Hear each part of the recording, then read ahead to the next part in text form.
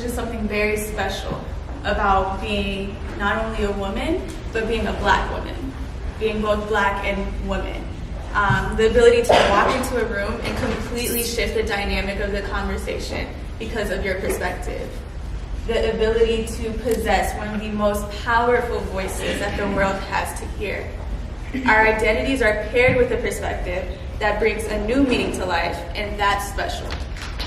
So June Jordan, the Caribbean American poet, once stated, "I am a feminist," and what that means to me is much the same as the meaning of the fact that I am Black. It means that I must undertake to love myself and to respect myself, as though my very life depends on self-love and self-respect. So self-love, that's what I'm here to talk about, specifically self-love in Black women, because that's what I know. Too often we adjust to the limitations imposed on us by society. Don't be too loud, because that's aggressive. Don't wear your hair in a puff, that's unprofessional. Don't show too much, because that's slutty. We aren't allowed to express ourselves because nobody cares. We aren't allowed to be loud, that's ghetto. So when society is screaming these things at you on a daily basis, it's very easy to conform. And somehow, living in the shadow of our truth becomes so much more easier than actually embracing our truth. And in the midst of all of that, we end up being robbed of our place in the world, our imagination, and our truth. We are redefined by the words and judgments of society. The self-confidence and dreams that we may have possessed when we were young girls is now taken from us. It's easy to kind of hide behind that, but it's taken from you. It's easy to be diminished when you enter spaces that lack representation, that lack safety, and are consistent with propaganda. Spaces that welcome Black women, and spaces that celebrate Black women. So a personal example is, it was November 2016. I'm in my senior year here at Miami. Trump is elected into the presidency. Campus was super eerie for me. In the moment, I felt like I just lost my purpose on campus because, white supremacy signs were cowered through campus. Some of y'all might remember this. Racist remarks publicly displayed on an all-time high. It was just scary for me.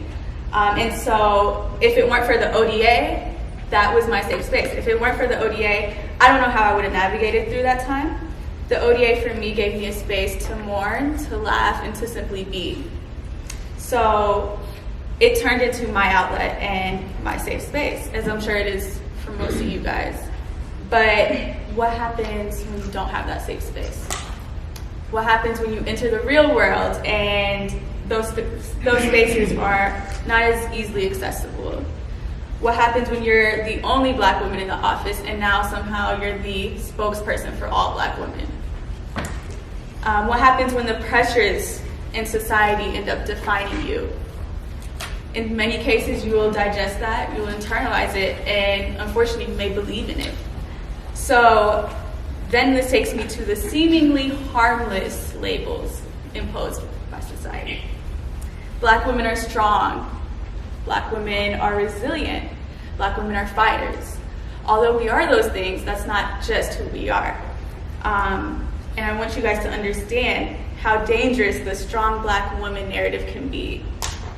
These labels, regardless of how charming they may come off, are a normalization of the systematic abuse that infiltrates our community, as if constantly dealing with emotional stress is a normal thing. The strong and resilient Black woman, she puts her needs behind everyone else. She's a superwoman, so no task is too big, no task is too small. She pours into the world and is to expect nothing in return. The strong and resilient Black woman doesn't cry, doesn't complain, or express exhaustion. And if she does, it's alone, in the comfort of her own being. So I believe that the strong Black woman narrative is dangerous for many reasons.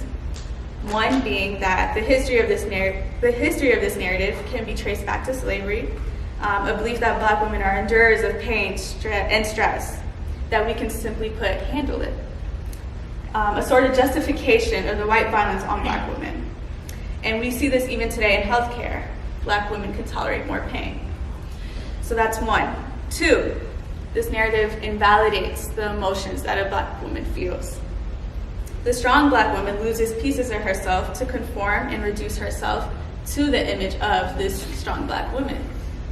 And three, mentally and psychologically, it emotionally disables her. The strong Black woman grows to become emotionally numb, and she learns this at a very early age. Simply put, it's dangerous and unhealthy. And I'm here to let you know that Black women are allowed to be weak. We're allowed to be. We're allowed to say no. We're allowed to simply be ourselves. And that is why self-love and projecting your love to the world is very important. And when I'm saying self-love, I'm not talking about the cute candles and like the face masks and bubble baths. That's not what I'm talking about. I'm talking about something a little deeper. I'm speaking on the self-love that requires honesty within yourself. The self-love that requires you to be impeccable with your word. A self-love that forces you to face your fears, to look in the mirror and face your fears. A self-love that flourishes into a healthy healing. It's not meant to be easy, but once you've fallen for yourself, you will never go back. We must look in the mirror and ask ourselves, honestly, who am I? Who am I at the core? Despite what society is telling me, who am I? And once you can answer this, and I mean truly answer this with confidence, then you can give so much to your soul.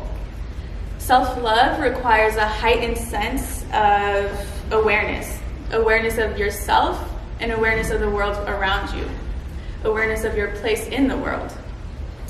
Self-love is checking in on yourself. Are you okay?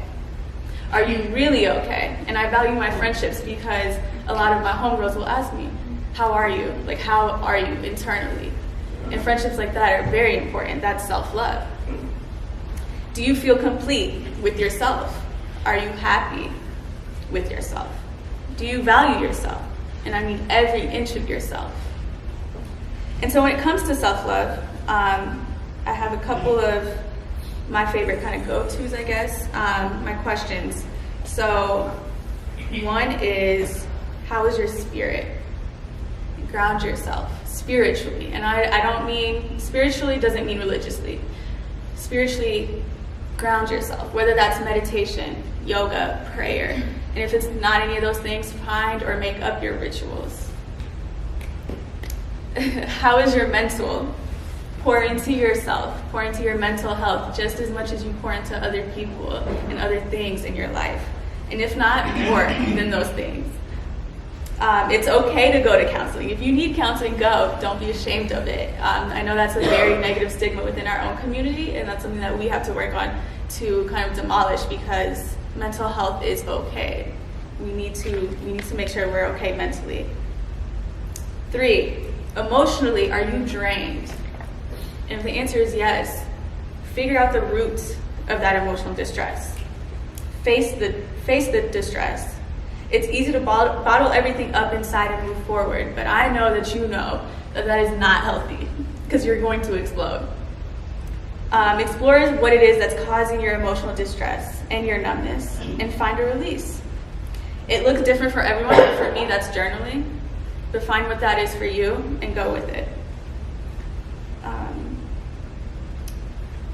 A thing that I found online, and it's a proven statistic, or a proven fact, is that the world perceives Black girls as being more independent, requiring less support and requiring less protection.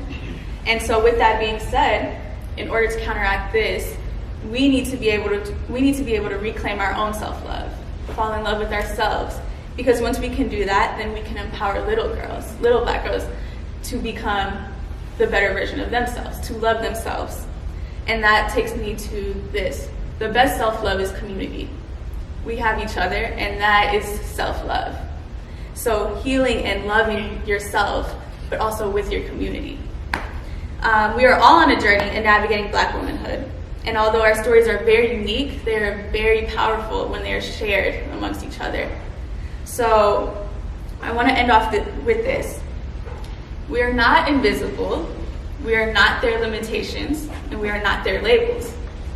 We define who we are, and the theme of today is to project your light. But in order to project your light, you have to first find your light and protect your light. You have to nurture your light. We all know that Black girl magic is real. I feel it in this room. I see it in you. It's very real. But the real question is, what are you doing to protect your magic? So thank you.